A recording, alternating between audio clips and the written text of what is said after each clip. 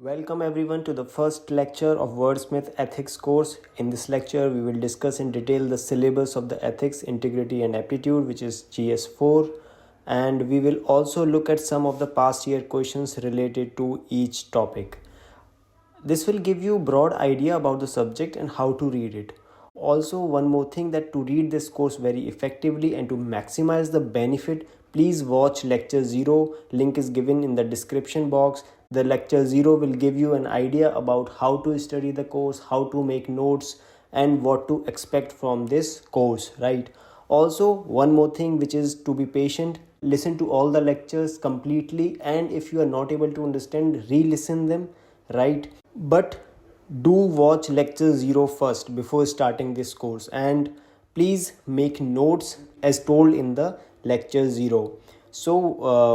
And one more thing, that you may find these lectures a little slow, but I have deliberately kept them a little slow so that it is easy to grasp, it is easy to understand the first few lectures, and when you are familiar with the terms, we will go a little fast. So without wasting much time, we will start the lecture, and all the best. Well, this is a triangle of UPSC. Basically, it means that there are three parts in the UPSC exam: this 750 part, this 250 part, and this 500 part. So this is ethics, this is essay, and this is your option. This is GS papers. So basically, in this, everyone scores more or less same. You have to dedicate maximum time to this. Second, time-wise, you can give time to ethics, and this is the last thing, because this will automatically be covered through GS, and you have to just learn how to write. People will be testing your approach. It is not a test of your knowledge. Okay, so as you can see, that candidate's attitude and approach. Approach word is included two times. It means something. So it is not that they are asking solutions from you. They are not asking what is the solution for poverty. Give me one, two, three. But they are asking if there is a poor village. What is your approach towards development?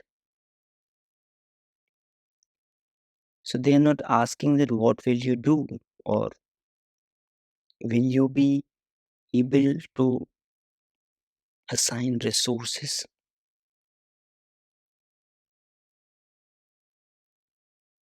There was a case study that you're going to an interview, and you find a person who was met with an accident. Accident is there on the road. Your UPSC interview is very difficult. What will you do in this case? What will you do? Okay, so they want to see your approach and your attitude. They're not asking, okay, I will do this. I will. When they're asking for approach, you need to have two, three options, and you need to give rational behind all those things. So this is the first part, ethics and human interface. Basically, ethics is the first term, and its interface with humans is the second term in your syllabus. So ethics means a guide to right or wrong. This is what is meant by ethics. What is right and what is wrong. When you are able to find out this and what are the approaches towards it, that is called ethics. So it is a philosophy, you can say, and it guides you towards right or wrong. And its interface with humans. So how it interacts and how it interplays with humans, and ethics cannot be applied, or ethics cannot exist in silos. Ethics is not about having some theoretical basis and some theoretical concepts lying in some books. It is about implementation. It is part of your everyday life. So that is what you should understand, that how you take a decision. Okay, you have to help a poor woman who is not having documents for Aadhaar card or not. That is what ethics is about. So how will you take the decision? How will you know that this is the right thing to do, this is not the right thing to do? So for example, laws help us in determining what is right and what is wrong. They are collective. So essence, determinants, consequences of ethics. So what is the essence of ethics? That it is about a guide to right and wrong. What are the determinants of ethics? Basically, determinant means what determines that it is right and wrong. Okay, what are the factors which, so example, child is lying. Is it right or is it wrong? Similarly, a soldier lying to save country. Is it right? Is it wrong? And ethics in private and public relationship. So again, how ethics in private is different from how ethics in public relationship. Okay, in private, if you are buying a laptop, let's say, and you can buy any laptop. It's your money. It's your hard-earned money. If it is your hard-earned money, you can buy any laptop. But in public, if you are in charge of admin and you are buying a laptop which is very costly and is of no use to the organization. The same the laptop which which could be useful was say let's say is of 50,000 and you are buying it at 80,000. So you're wasting money. That is not ethical. As human values, lessons from the lives and teaching of great leaders, reformers, and administrators. So message from Gandhi. What is the message from Gandhiji? What is the message from APJ Abdul Kalam?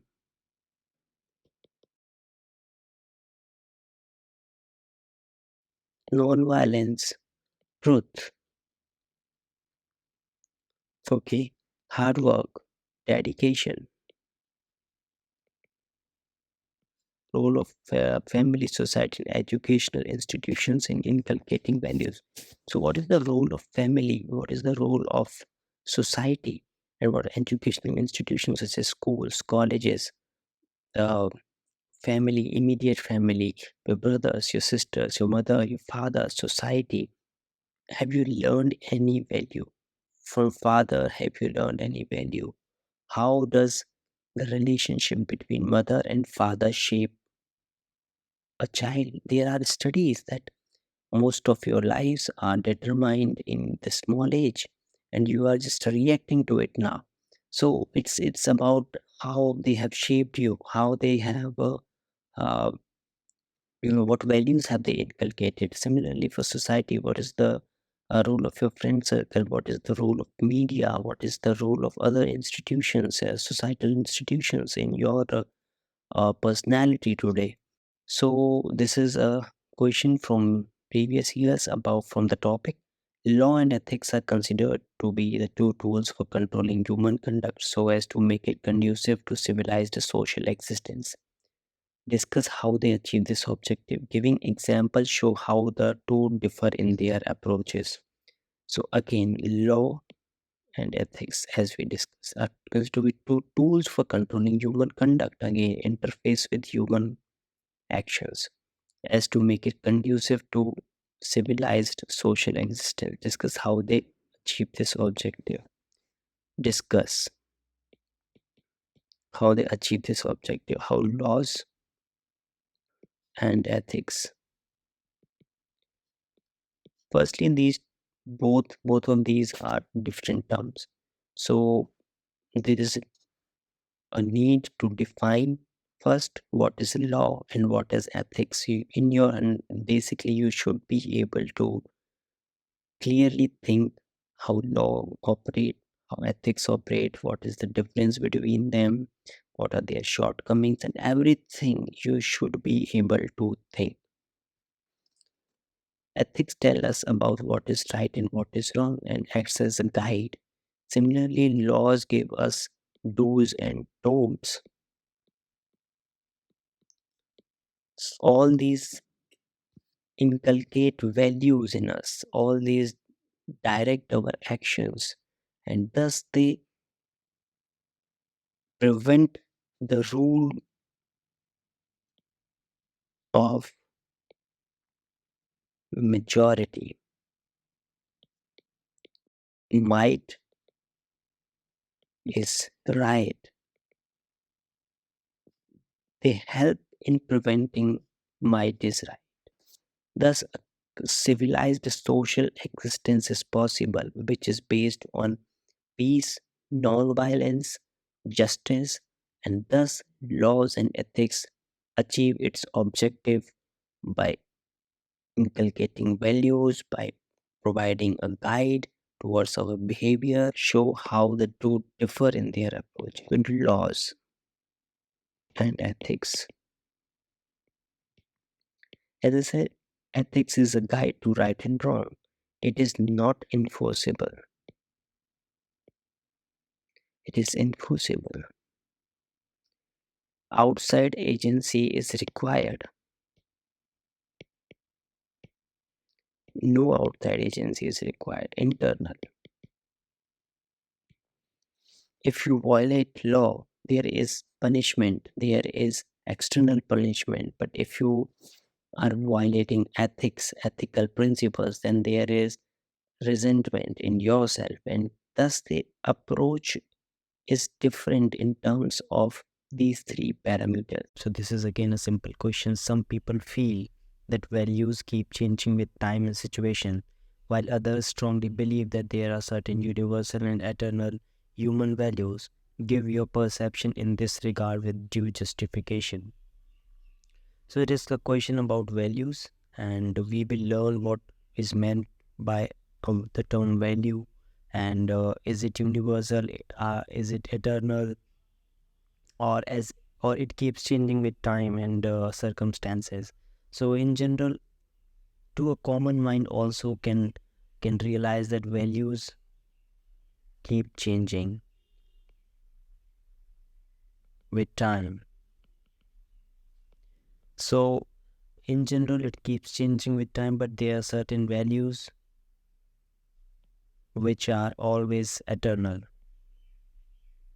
such as justice. So you have to just keep so you have to just keep uh, looking for such common sense perspective, common sense idea about the terms, about the question which is asked, and in detail, in in exact technical terms, we will understand it during the course of our lectures. Now, second topic is attitude, and what is meant by it.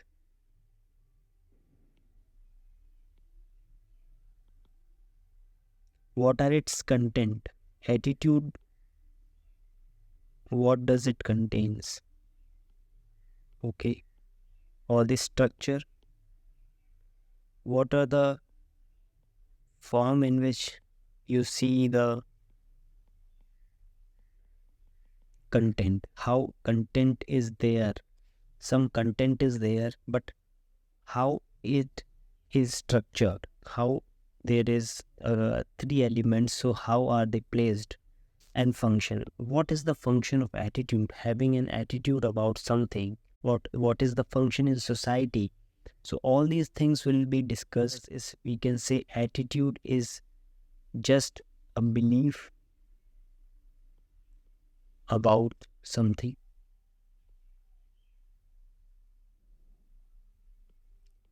So it's about your belief, it's about your perception about something, and it has three components.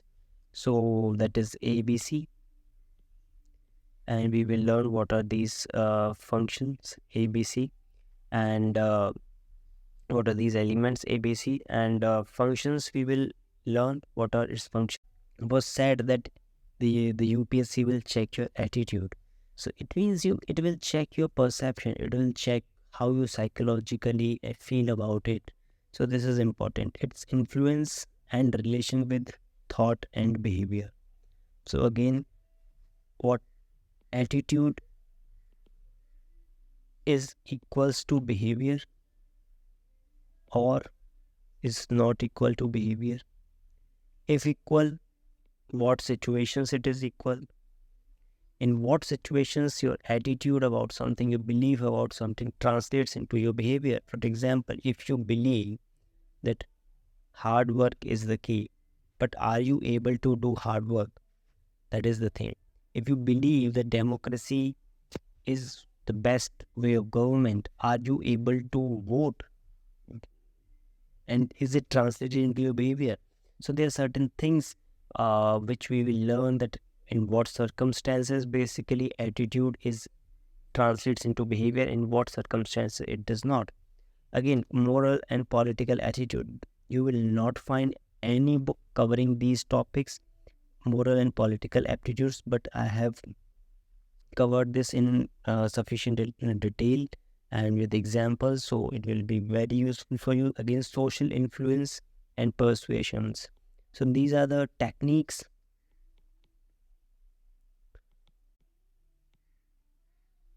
how to influence, how society influence you, and how you influence society. For example, behavioral change in Swachh Bharat Abhiyan. So as a public servant, this whole campaign was largely about persuasion and social and influencing the people to use the toilets, to use the, to stop open defecation. How could social influence and persuasion contribute to the success of Swachh Bharat Abhiyan? So again, this is very easy questions and persuasion, but you should know what are these terms and basic terms. If you know, and even if you don't know, you know what is persuasion, what is social influence. It's not very difficult. Contribute to the success of social Bharat, Swachh Bharat Abhiyan. So as you say, it will help in behavioral change. Will it help or not? Right? If you're persuading people, it will contribute to the success, because people will you will change their behavior, you will help them change their attitude. It is not just that you are enforcing them, but it will change their belief. It will change their belief about hygiene and everything, and it will create a conducive environment for the success of Swachh Bharat Abhiyan. Here you can write case studies where this was done. This part of the syllabus is aptitude and foundational values of civil service. So the first question which should come is aptitude and foundational values different? Is aptitude not a foundational value for civil service? And what are the foundational values for civil service? So yes, it is true that aptitude is not a foundational value, and that's why it is written differently. It's written separately. And foundational value, if you see, integrity, impartiality, non-partisanship, objectivity, dedication to public service, empathy, tolerance, compassion towards the weaker section. So we will learn definitions, differences. We will learn examples and how to apply these definitions and examples in your answers, and sometimes even directly questions are asked. And similarly for aptitude, what is aptitude? Aptitude is not foundational value, but we will learn what is aptitude, and it's a good question I will leave you with. So wait for my next lecture. So this is, as you can see, one of the tests of integrity is complete refusal to be compromised, explained with the reference to a real life example. So again, where integrity means continuity in your values. So example, if you are honest, it is a value. But if you are honest even when someone points a gun, then you have integrity. So one of the terms is complete refusal to be compromised. It is true. Explain with reference to a real life example. Gandhiji practiced non-violence even after there was a lot of pressure on him not to withdraw Chauri Chaura movement in 1922. So that is what I am saying, that if you can show with real life example from your life or from Gandhiji's life, or any other life, so uh, it will be good and it will fetch you good marks. So this is simple questions. Then again, the next part is emotional intelligence. So what is emotional intelligence? That is important. So you have to write concepts, their utilities and application in administration and governance. So there are basically four parts of emotional intelligence. That is four components. So again, what are the main components of emotional intelligence? Can they be learned? Discuss. As I told you, there are four components of emotional intelligence. Can they be learned? Yes, of course, they can be learned. And here you will find difference between aptitude and emotional intelligence. Aptitude is innate ability to learn something.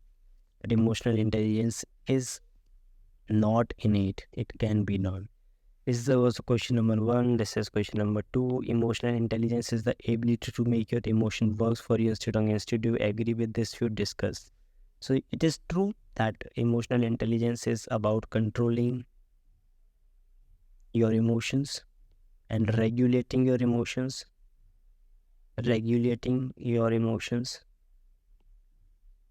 and thus make them work for you. So do you agree with this? Yes, I agree with you. Discuss. So we have to discuss this. So we will write that, okay, emotional intelligence basically have four components, and how each component helps you instead of working against you. So for instance, one of the component is self-awareness. So if you are aware about yourself, about your weaknesses, about your strength, you will play accordingly. Okay, strength, you will play accordingly. So you have to take these components and then you have to analyze it, you have to discuss it, but you have to also write that apart from emotional intelligence, you need many other factors, which many other factors to work to make emotions work for you. So this is what discussion is all about. So as you know, this is Buddha. And who is this? Just let me in the comment section. So this is again the topic, contributions of moral thinkers and philosophers from Indian world. So from moral thinkers and philosophers from India, Buddha, and then Shankaracharya, Vivekananda, then Jainism, then Sufi saints, and philosophers from India. And there are many, but mostly we will read Buddhism, and we will read Vivekananda and Jainism, among others. So basically, these concepts such as Buddha's middle path concept, and it is true. And so when you are writing an answer, it is not that you have to just write an answer on the contribution of moral thinkers and then only you can quote Buddha. You can quote Buddha in your case study. You can quote Buddha in your normal answer. For example, if I see that this self-awareness, it means Buddha was aware about himself after enlightenment. So if you know these contributions of moral thinkers, you can write in any answer, right? So this is an important part. So this is the question: which eminent personality has inspired you the most in the context of ethical conduct in life? Give the gist of her teachings. Give specific examples. Discuss how long you have been able to use in your own ethical development. So example, if you write Gandhiji, Okay, give the gist of his teachings. Teachings, as I said, truth, non-violence, and what else? Remember what was written in your NCRT books? Sarvo there, Alto there.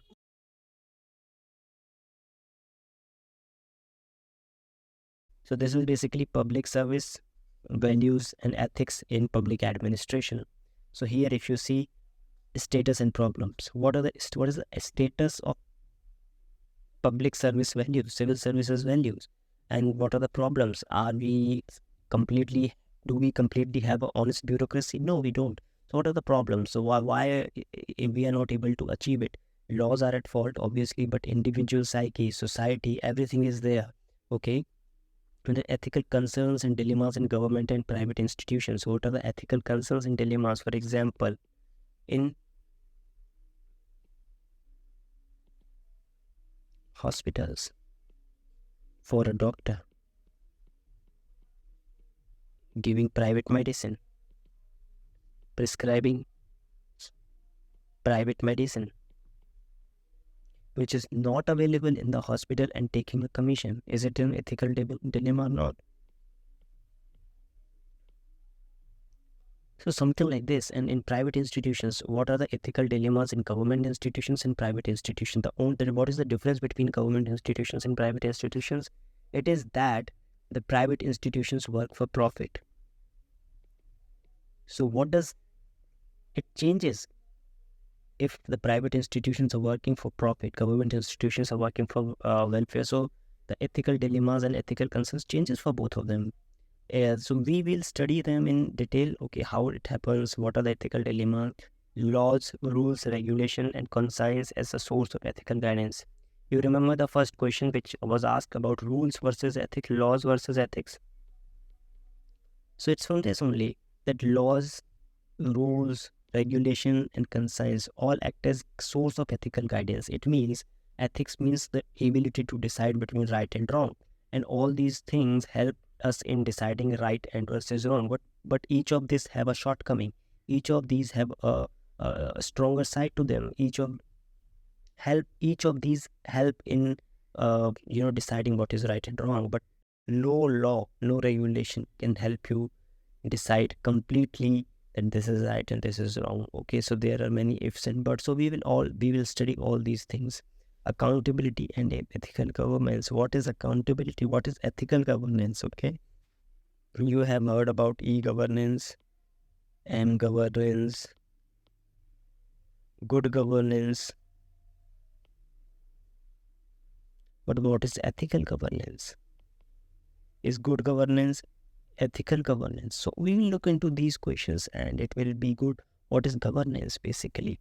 So governance is the management of the country's resources. In shortest possible terms, it is the management of country's resources.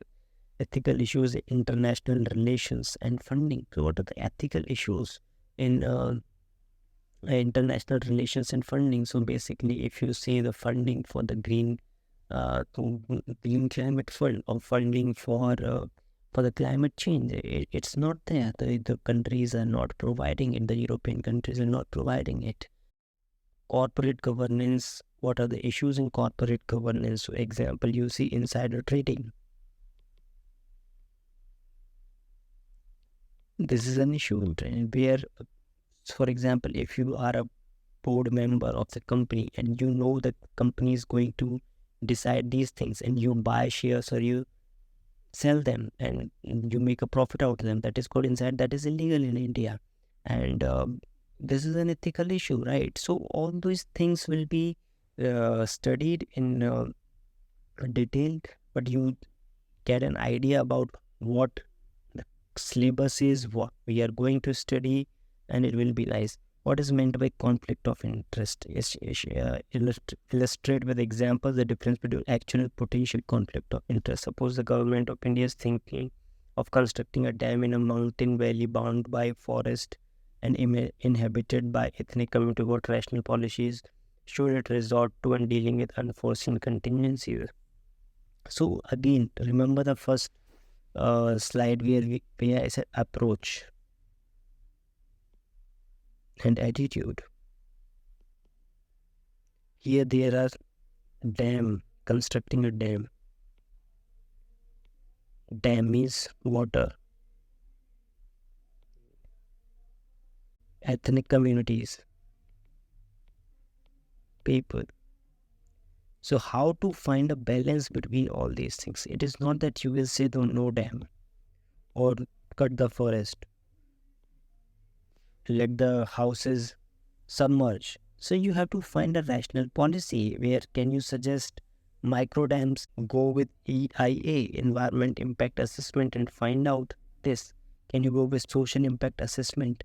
So in your approach, are you rational? In your approach, are you objective? So this is the last topic, probity in governance. So what is meant by probity in governance? As I have told you, concept of public service, philosophical basis of governance and probity, information sharing, transparency, code of ethics, code of conduct, citizen charter, challenges of, all these are GS2 topics, but we will discuss these here also. So probity basically means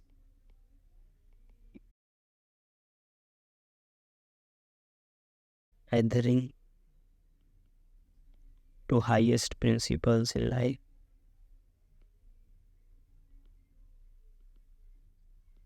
such as honesty, integrity, peace, non-violence. Everything is part of probity. So this is probity, this is honesty, this is integrity.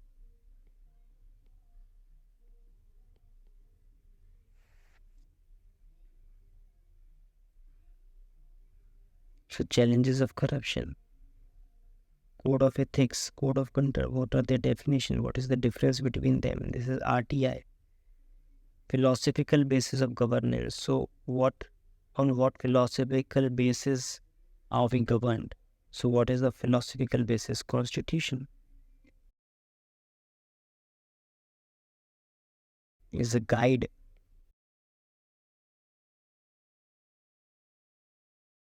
Then we will discuss case studies based on our issues. So basically, this is the 6 things which you have to keep in mind while answering your case studies. First is problem definition. You have to define what is the problem, okay? For example, in dam building case, the problem definition is that you have to find balance, environment, economic, anthropogenic.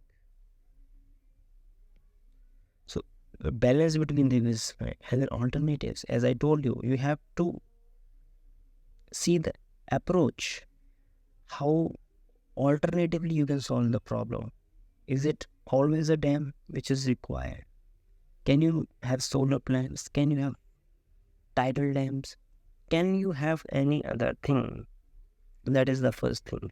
Then environmental impact assessment, then social impact assessment. Then what are the criteria? Okay, now you have seen, okay, I will be 1, 2, 3, these are the alternatives. Then what are the criteria on which you are analyzing them? Okay, so I will hold objectivity, economic efficiency, and minimum human loss. So this will make, and now you analyze the first option, the second option, the third option, and then you make a decision. Then your implementation plan. Okay, we will implement this in this one. So this is a basic framework of case study. Always remember this. And first define your problem, then find alternatives, then find criteria, then analyze that criteria, then you make your decision. Thank you everyone for watching this lecture. I hope you understood what ethics syllabus is all about, what the subject is all about, what are the types of questions we can expect, and I hope that you have made notes and continue watching these lectures, and it will be really beneficial for you. You will understand the basic concepts, and you will be able to solve the ethics paper. Please do subscribe and join the Telegram channel and the Telegram group. You can submit your answers there. You can get feedback and personalized comments, which will really enhance your score. So do subscribe, do join the Telegram channel, and keep working hard. Be focused.